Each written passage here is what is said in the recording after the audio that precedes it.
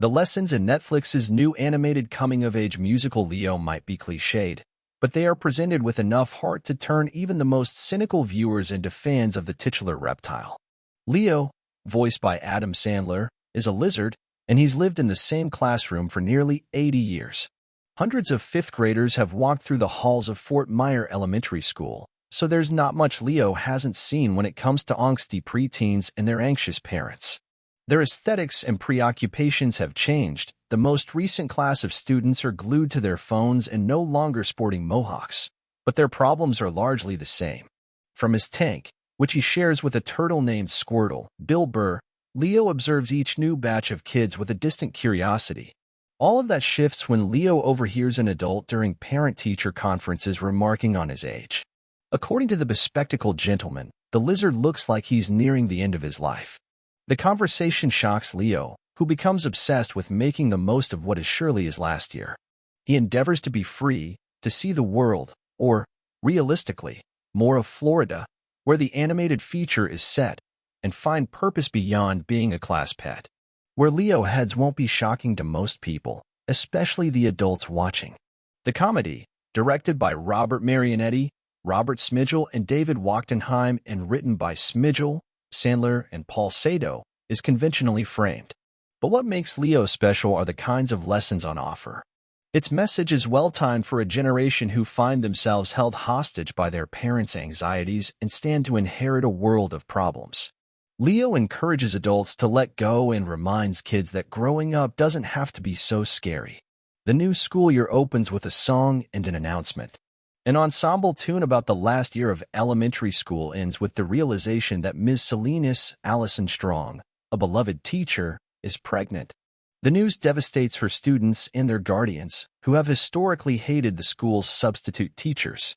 "I'm texting my daughter right now," says one enraged parent, Jason Alexander, who uses his donations to exercise power over the administration. "She'll be devastated." His daughter, Jada Sadie Sandler, is less than crushed. She and her classmates proceed to scheme different ways to make the unknowing substitute miserable. Their plans don't succeed. Replacing Ms. Salinas is Ms. Malkin, Cecily Strong, a cantankerous and tough woman who believes in the power of demerits over stars.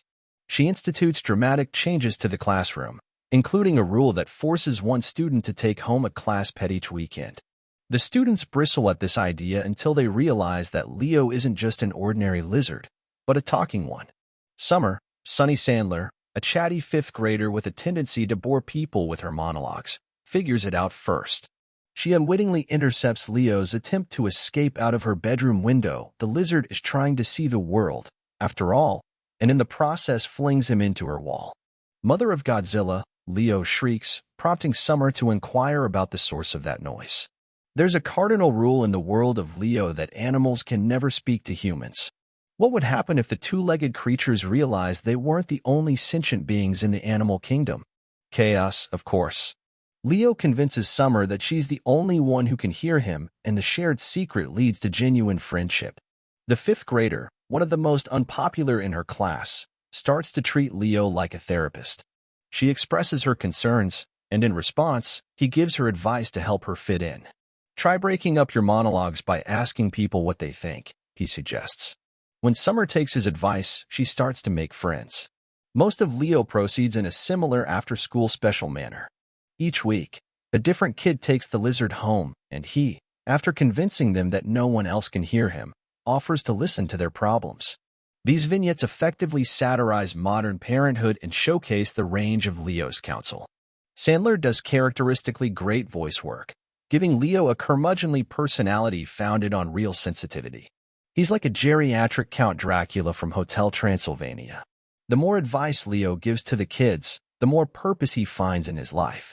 He channels his worries about dying into helping these students, who don't feel seen and heard by their parents, live. Each lesson in the film speaks to the stresses of modern parenting. And in that way, Leo might be one of those kids' movies that's better suited for adults. Most of these 10-year-olds are unhappy because their material abundance, gadgets, toys, etc., can't replace the gift of being understood.